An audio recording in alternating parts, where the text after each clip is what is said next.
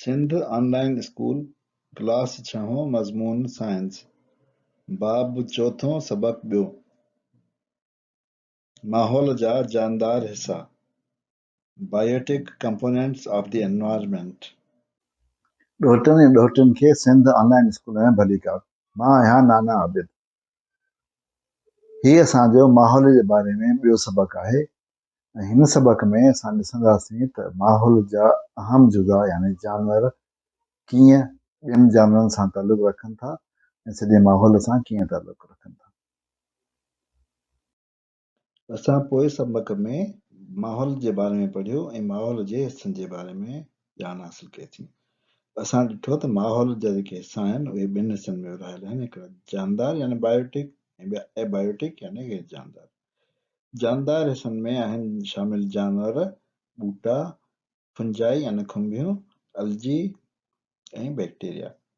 ऐं गैर जानदार हिस्सनि में आहिनि मिट्टी, पाणी, हवा, रोशनी ऐं गर्मी। हिन सबक़ में असां माहौल जे जानदार हिस्सनि जे बारे में वधीक तफ़सील सां पढ़ंदासीं ऐं ॾिसंदासीं त माहौल जा जानदार हिस्सा जेके आहिनि उन्हनि जूं कहिड़ियूं ख़ुसूसियतूं आहिनि, उहे कीअं माहौल ते असरअंदाज़ थियनि था। माहौल जे जानदार हिस्सनि में असां ॾिठो आहे त आहिनि ॿूटा, जानवर, फंजाई यानी खुंभियूं, अलजी ऐं बैक्टीरिया। सभिनी खां पहिरीं अचो त ॾिसूं त जानदार आख़िर आहे छा। असां इहो ॾिसी चुका आहियूं पहिरें बाब में। अचो त वरी असां हिनखे हिकिड़ो दफ़ो रिपीट करे दोहराए वठूं। जानदार उहा शइ हूंदी आहे जंहिंमें चुरपुर हुजे, साह खणंदो हुजे, तवानाईअ जे लाइ खुराक जी ज़रूरत हुजेसि, पसगरदाई ते रद्द अमल करे सघे, हुन में वाध हुजे ऐं तब्दीली हुजे, अफ़ज़ाइश जो कमु कंदो हुजे यानी नस्ल वधाए सघे ऐं फुज़ले जो निकाल करे। इहे ख़ुसूसियतूं आहिनि या इहे निशानियूं आहिनि जानदार जूं। असां इहो ॾिठो त साह खणण जो अमल ऐं तवानाईअ जे लाइ खुराक जो अमल दरअसल हिकु ॻंढियल कड़ियूं आहिनि, छो त साह खणण जे अमल में तवानाई ठहंदी आहे जेका खुराक जे इस्तेमाल सां ठहंदी आहे। साह असां ॾिठो त ॿियो अमल माइटोकॉन्ड्रिया में थींदो आहे, जंहिंमें खुराक मां कार्बोहाइड्रेट, हवा मां ऑक्सीजन मिली माइटोकॉन्ड्रिया में हिकिड़ो रिएक्शन करे या कीमियाई अमल करे तवानाई यानी एटीपी ठाहींदियूं आहिनि ऐं इहा एटीपी असांजे ॿियनि सभिनी कमनि लाइ इस्तेमालु थींदी आहे ऐं बाध लाइ पिणु। असांखे ॿूटनि जे ख़ासियतुनि में हिकिड़ी ख़ासि ख़ासियत ख़बर आहे जंहिंखे फोटोसिंथेसिस चइबो आहे। फोटोसिंथेसिस दरअसल ॿूटनि जे पननि में मौजूदु क्लोरोफिल में थींदो आहे, जंहिंमें हवा मां कार्बन डाइऑक्साइड हासिल करे, सिज जी रोशनी हासिल करे, ज़मीन मां पाणी हासिल करे ॿूटो खुराक ठाहींदो आहे ऐं ऑक्सीजन हवा में छॾींदो आहे। सो इहो खुराक ठाहिण जो अमल जेको आहे उहो फोटोसिंथेसिस आहे। ऐं असांखे ख़बर आहे त हिन फोटोसिंथेसिस या खुराक ठाहिण जे अमल जे सिलसिले में असांखे केतिरे क़िस्म जी खुराक मिले थी, जीअं अनाज, दालियूं, भाॼियूं, मेवा, मिठाण, मसाला, ब्यूरेजिस ऐं ड्रिंक्स।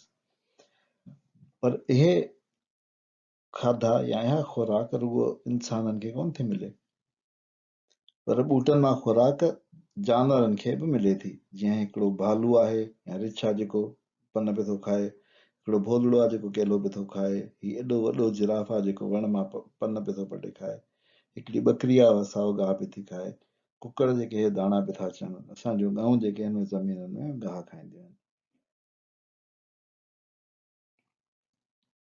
ॿूटा ज़मीन खां अलावा पाणीअ में पैदा थींदा आहिनि। तव्हां ॾिसंदो त हिते कुझु गुल आहिनि जेके पाणीअ में आहिनि, पाणीअ जो गाह ऐं बेहद सभिनी खाधा हूंदा असांखे वणंदा आहिनि, इहे बि ढंढ में या पाणीअ में थींदा आहिनि।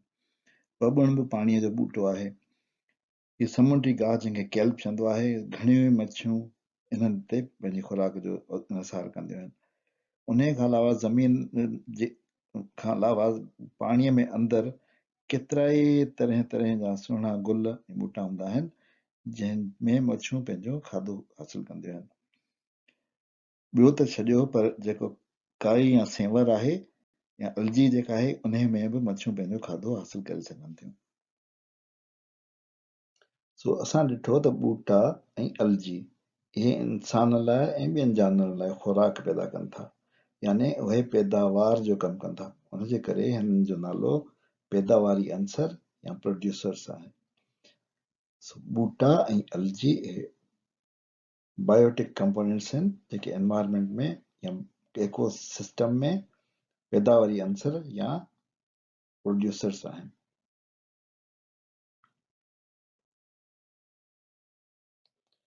जानवरनि खे जेकॾहिं ॾिसिजे त असांखे ख़बर आहे त जानवर पंहिंजे लाइ खाधो पाण तयारु न कंदा आहिनि। उहे या त ॿूटनि जो तयारु कयल खाधो इस्तेमालु कंदा आहिनि या ॿियनि जानवरनि खे खाईंदा आहिनि। जानवर खाधो सर्व कंदा आहिनि। सर्व करण जो मतिलबु आहे ख़र्च करणु, खपाइणु ऐं कंज़्यूम करणु। उनजे करे जानवरनि खे सारिफ़ या सारिफ़ीन चइबो आहे। इन मां असांखे ख़बर पई त जेके जानवर आहिनि उहे असांजे माहौल जे जानदारिसन में सारिफ़ीन या कंज़्यूमर्स जो कमु कनि था। अलजी ऐं ॿूटा पैदावारी अंसर आहिनि ऐं जानवर सारिफ़ीन। जानवर घणनि ई क़िस्मनि जा थियनि था, पर उन्हनि खे उनजे खाधे पीते जे मुनासिबत सां या उनजी रग़बत जे हिसाब सां टिनि हिसनि में विरहायो वेंदो आहे। हिकिड़ा गाह ऐं ॿूटेखोर जानवर जेके सिर्फ़ गाह खाईंदा आहिनि या ॿूटा खाईंदा आहिनि या उन मां हासिल थियल शयूं खाईंदा आहिनि, जंहिंमें गऊं, मेहूं, घोड़ा, हाथी, हरण इहे शयूं शामिल आहिनि। इन खां अलावा गोश्तखोर जानवर आहिनि जेके गोश्त खाईंदा आहिनि, रुॻो गोश्त खाईंदा आहिनि, जीअं शिकरा, बघड़, शींहं। ऐं ॿिया जेको टिएं क़िस्म जा जानवर आहे उहे ॿई शयूं खाईंदा आहिनि, यानी गोश्त बि खाईंदा आहिनि ऐं गाह वारियूं शयूं बि खाईंदा आहिनि। उन्हनि खे सभु खाऊ जानवर चइबो आहे, यानी ऑमनीवोर्स। हिकिड़ा हर्बीवोर्स जेके रुॻो गाह खाईंदा आहिनि, ॿिया कार्निवोर्स जेके रुॻो गोश्त खाईंदा आहिनि, यानी ॿियनि जानवरनि खे खाईंदा आहिनि, ऐं टियां सभु खाऊ यानी ऑमनीवोर्स जेके गाह बि खाईंदा आहिनि ऐं गोश्त बि खाईंदा आहिनि। हिन मां जेकॾहिं तव्हां ॾिसंदव त जेके ही जानवर आहिनि जेके हर्बीवोर्स आहिनि उहे इब्तिदाई सारिफ़ीन आहिनि, यानी प्राइमरी कंज़्यूमर्स आहिनि। पर जेके कार्निवोर्स आहिनि उहे प्राइमरी कंज़्यूमर न आहिनि, छो त सिधो संओं ॿूटे खे कोन था खाइनि, पर उहे उन शइ खे था खाइनि जेका ॿूटे खे खाए थी, यानी उहे सानवी या ॿिए दर्जे जा, ॿिए नंबर जा सारिफ़ीन आहिनि। जॾहिं जानदार जो मौत थिए थो त पोइ उहो ॻरी सड़ी ऐं किनो थी थो वञे। तव्हां हिते ॾिसंदो त सूफ़ हिकिड़ो किनो लॻो पियो आहे, हिकिड़ो गॾह जो ढांचो पियो आहे जेको सड़ी चुको आहे, ऐं ही पन सड़ियल त तव्हांखे अक्सर नज़र ईंदा हूंदा।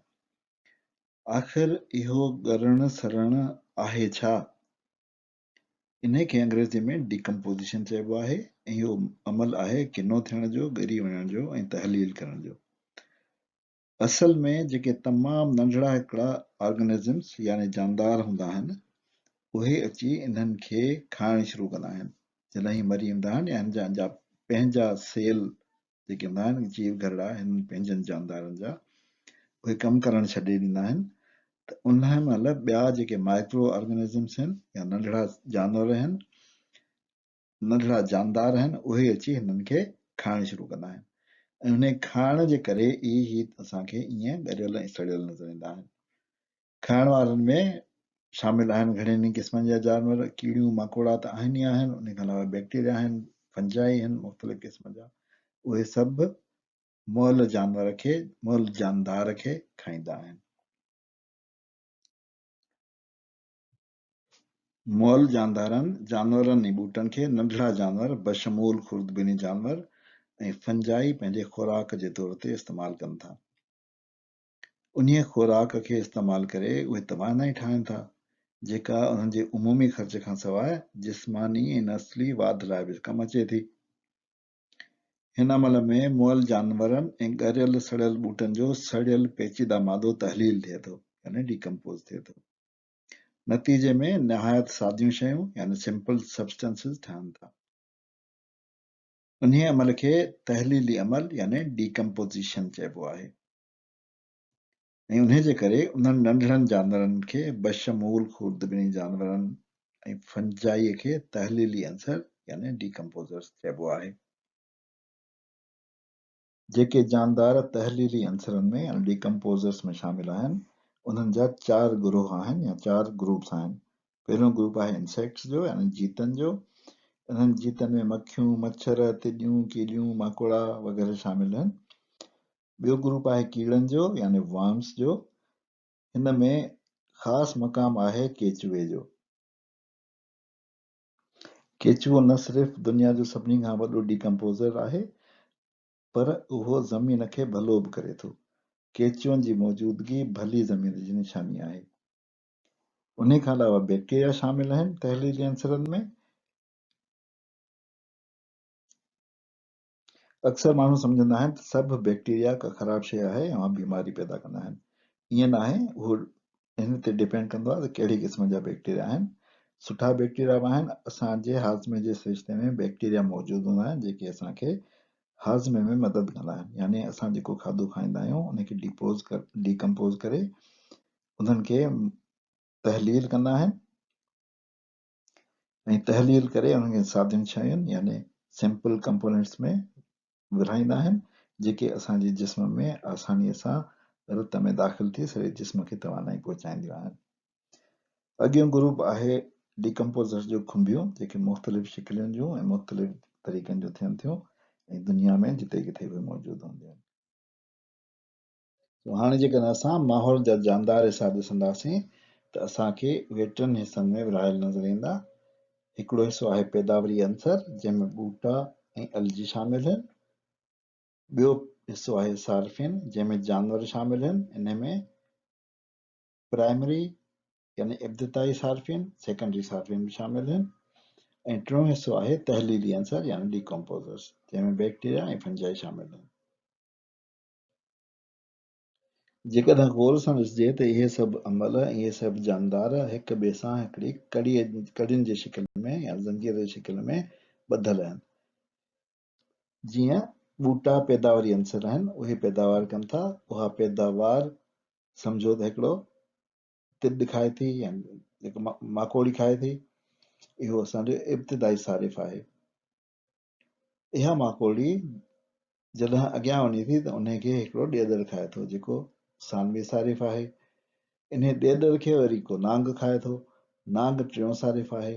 इन नांग खे वरी को शिकरो या सिरण या को अहिड़ो पखी अकाब उहो खाए थो, उहो आख़िरी सारिफ़ आहे। जॾहिं उहो पखी मरे थो त उहो डिकम्पोज़ थिए थो, यानी उनखे या त फंगाई जेको आहे उहो डिकम्पोज़ था कनि या जेको आहे नंढड़ा जेके जानवर आहिनि उहे उनखे डिकम्पोज़ था कनि। ऐं हिन में मौजूदु जेके मुख़्तलिफ़ शयूं आहिनि, पेचीदा शयूं आहिनि, उन्हनि खे सादियुनि शयुनि में तहलील करे छॾे थो। ऐं उहे सादियूं शयूं वरी ज़मीन में शामिल थी वरी असांजे गाह में मौजूदु थी वञनि थियूं, वरी गाह में शामिल थी वञनि थियूं। तो हिन सॼे खे असां फूड चेन यानी खाधे जी ज़ंजीर चवंदा आहियूं, जंहिंमें शामिल आहे पैदावारी अंसर, इब्तिदाई सारिफ़, सानवी सारिफ़, टियों सारिफ़, आख़िरी सारिफ़, विच में केतिरा बि सारिफ़ थी सघनि था। आख़िर में तहलीली अंसर आहे। तहलीली अंसर वरी उनखे सिंपल एलिमेंट्स में या सिंपल सब्सटेंसेस में डिकम्पोज़ करे वरी प्रोड्यूस में या ग्रास में या खाधे में शामिल करे थो। तो अहिड़ी तरह असांजी खाधे जी ज़ंजीर मुकमल थिए थी। इन ते अॼोके सबक़ जी पुॼाणी थी। ॿिए सबक़ ताईं नाना आबिद खे इजाज़त ॾियो। ख़ुदा हाफ़िज़।